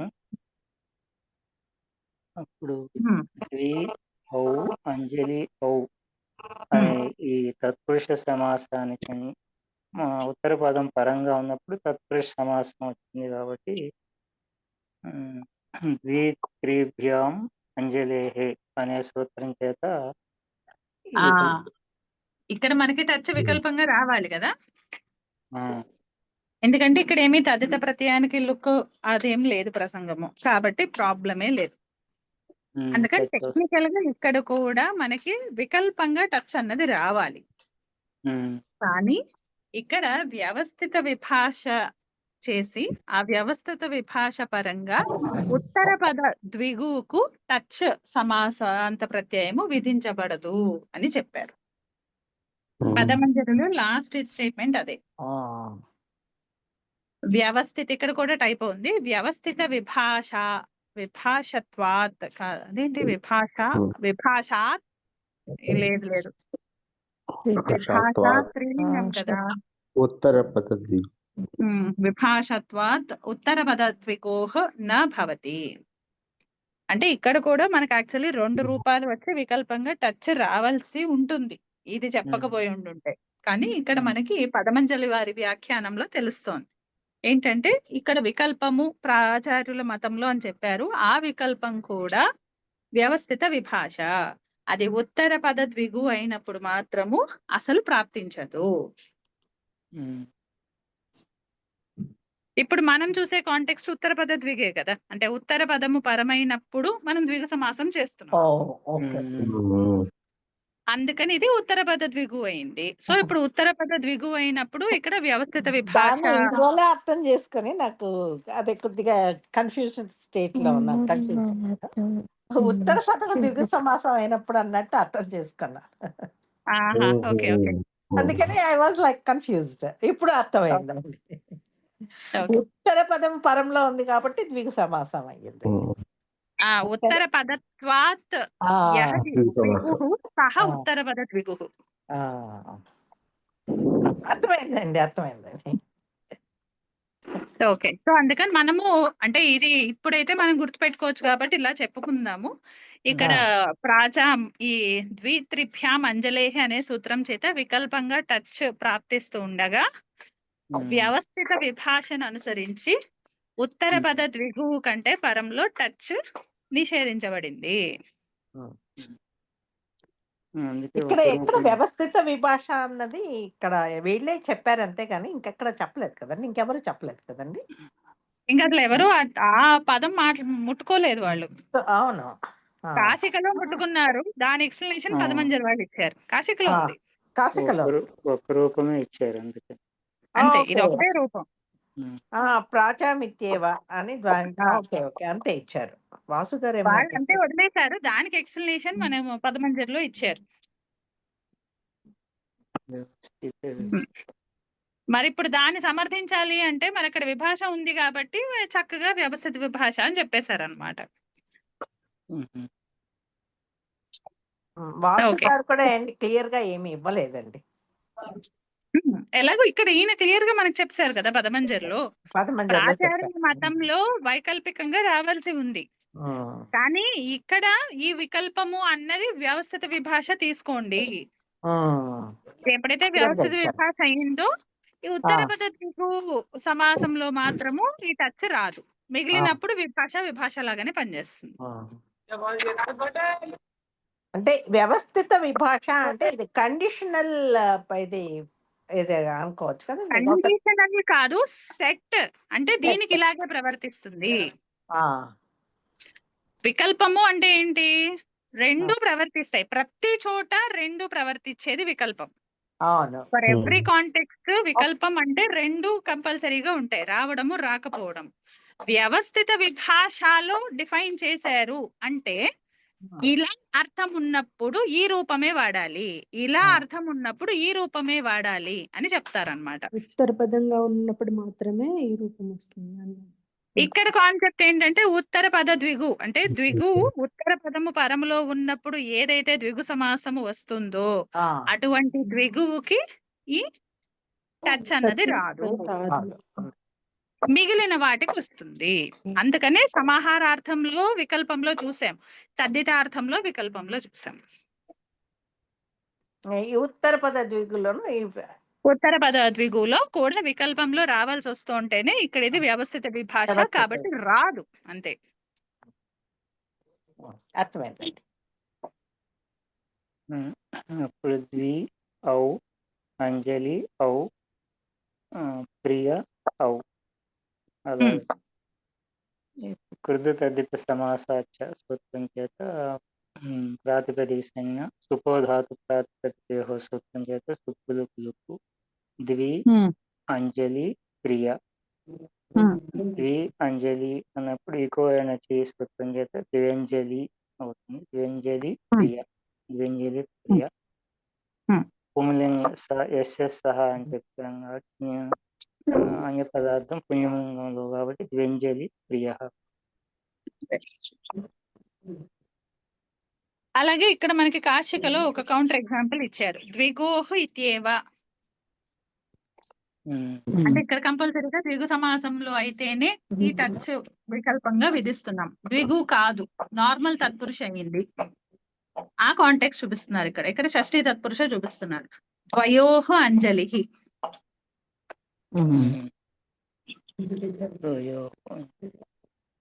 అక్కడ షష్ఠీ తత్పురుష వస్తుంది. అది తత్పురుష అయింది కానీ ద్విగు కాలేదు కాబట్టి అక్కడ ఇంకా టచ్ ప్రసక్తి లేదు. First point. అప్పుడు ద్వ్యంజలి అనే రూపం ఉంది. ఇప్పుడు ఈ ద్వ్యంజలి అన్నది మనకి పరవల్లింగం ద్వంద్వ తత్పురుషయోహ అనే సూత్రం చేత ఉత్తర పదాన్ని ఫాలో అవుతుంది, కాబట్టి అది పుంలింగంలో ఉంటుంది. అప్పుడు ద్వ్యంజలి అనేటటువంటి రూపం. షష్ఠి. షష్ఠి అది.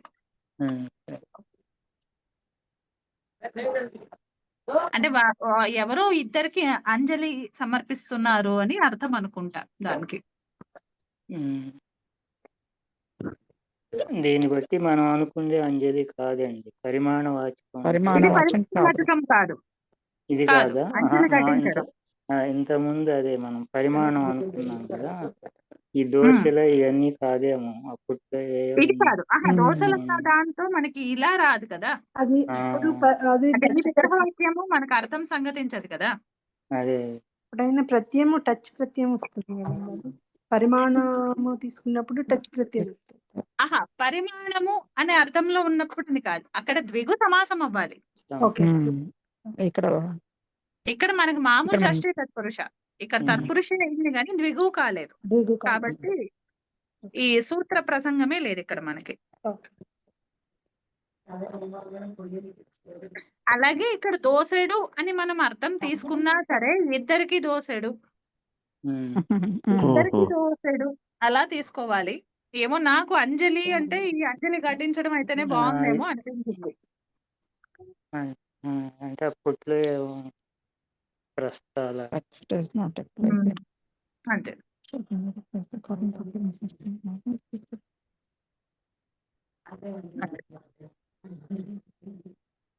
సో ఇది మనకి ద్విత్రిభ్యాం అంజలేహే సూత్రం. అంటే ఏ ద్విగు సమాసంలో అయితే ద్వి త్రి పూర్వ పదములుగా ఉండి అంజలి ఉత్తర పదముగా ఉన్నటువంటి ద్విగు సమస్త పద ప్రాతిపదిక కంటే పరంలో ప్రాచార్యుల మతంలో టచ్ అనేది వికల్పంగా వస్తుంది. తద్దిత ప్రత్యయము లుక్ అయినప్పుడు టచ్ నిషేధించబడింది. అలాగే ఈ టచ్ విధానం అన్నది కూడా ప్రాచాం టచ్ అన్నది కూడా వ్యవస్థిత విభాష. ఇది ఉత్తర పదము పరములో ఉన్నప్పుడు నిర్మితమైనటువంటి ద్విగు సమాసానికంటే పరంలో టచ్ నిషేధించబడింది. కేవలము సమాహారార్థము లేదా తద్దితార్థములో ఉన్నటువంటి ద్విగు కంటే పరంలోనే టచ్ వికల్పంగా వస్తుంది. అవి ఇందులో పాయింట్స్ అంతే. ఓకే, ఇంకా మోస్ట్లీ మనకి రేపటితో మనము ఒక సైడ్ చరమగీతం పాడతాం, తత్పురుషకి సమాసాంత ప్రత్యయాలు కంప్లీట్ చేస్తాం. ఇంకొక 2 ఉన్నాయి అంతే.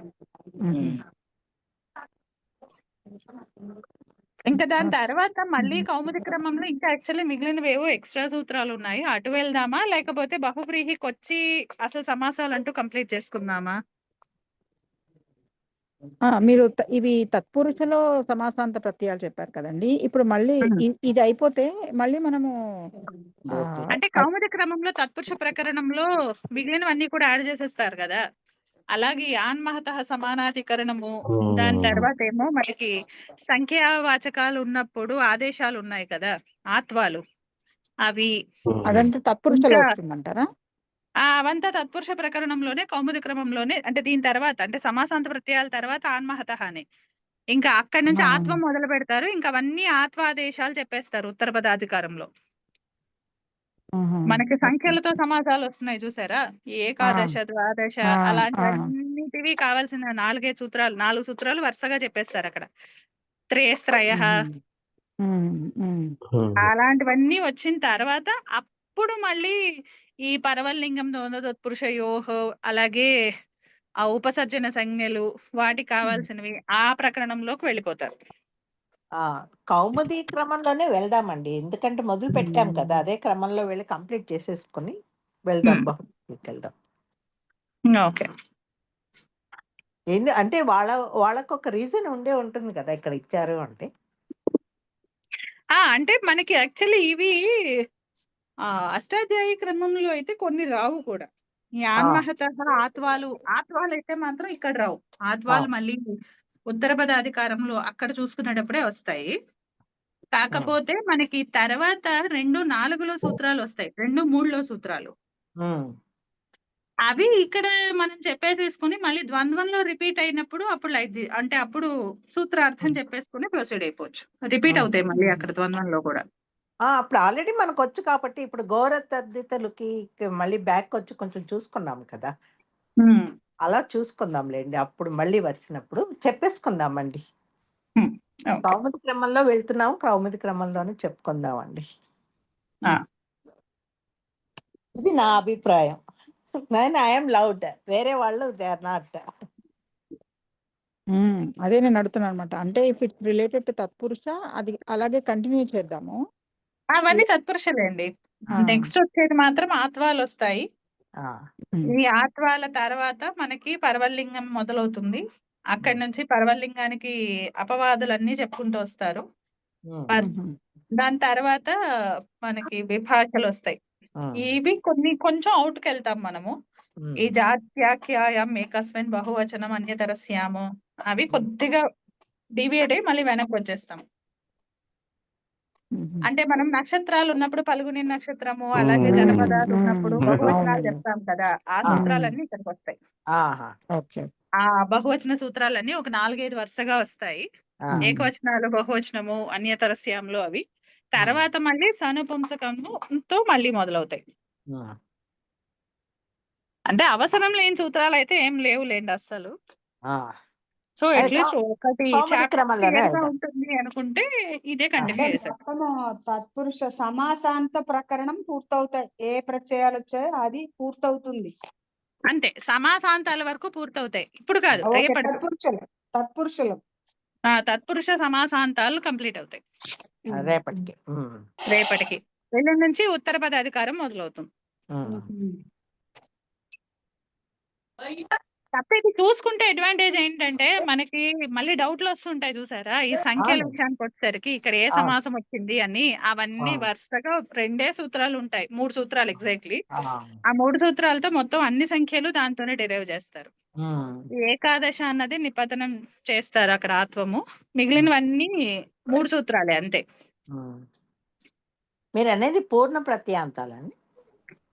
ఆహా, సంఖ్యలండి. సంఖ్యలు. ఏకాదశ, ద్వాదశ అవి పూర్ణ ప్రత్యయాంతాల తదిత వృత్తి కదా, మనకు సమాసాలతో సంబంధం లేదు. అవునవును.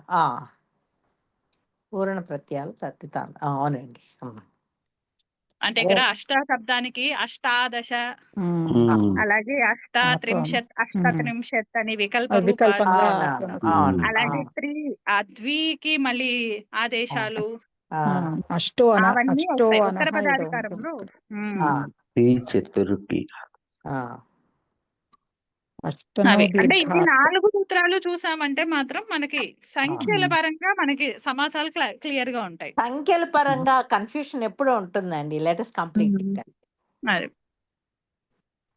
అది చూసుకునే వెళ్దామండి.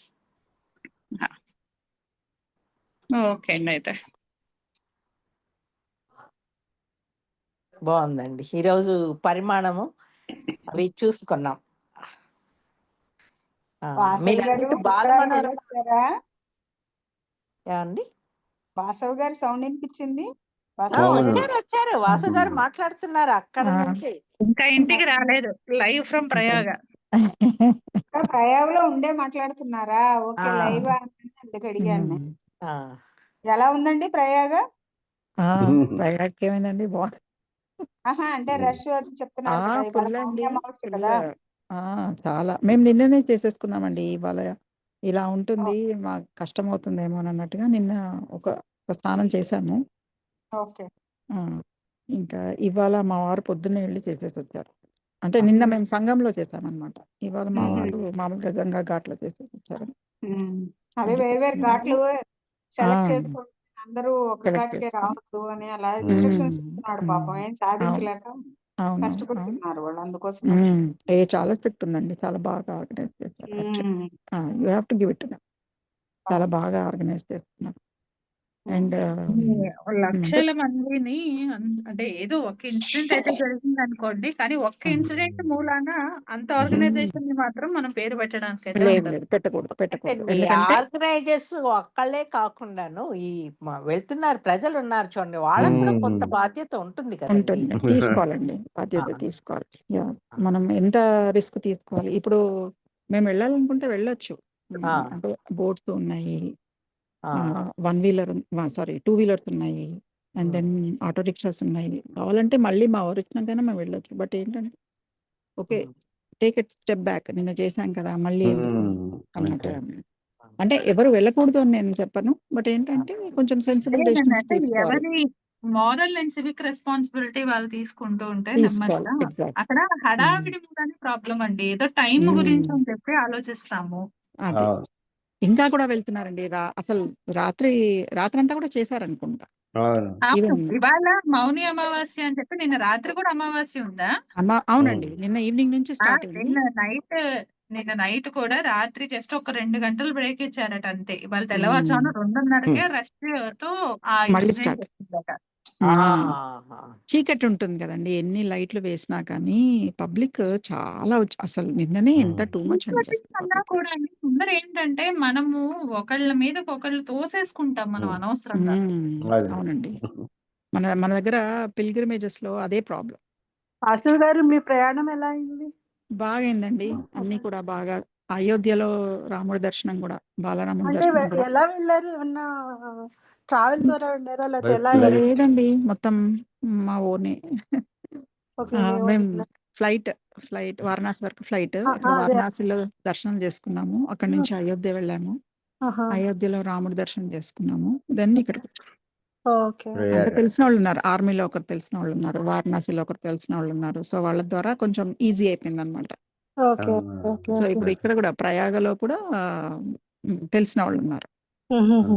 అంటే మా వారి వాళ్ళ కొలీగ్స్, వాళ్ళ ఫ్రెండ్స్, వాళ్ళ సర్కిల్స్ లో తెలిసిన వాళ్ళు, అలా లింక్ తీసుకొని వచ్చామన్నమాట. Okay, good. అండ్ ఇవాళ అంటే మేము సేఫ్ సైడ్ గా నిన్న ఆల్రెడీ మేము చేసేసుకున్నాం అనమాట. చూద్దాము, రేపు వీలైతే మళ్ళీ ఇంకొక స్నానం చేద్దాం, లేదు అంటే we'll take a step back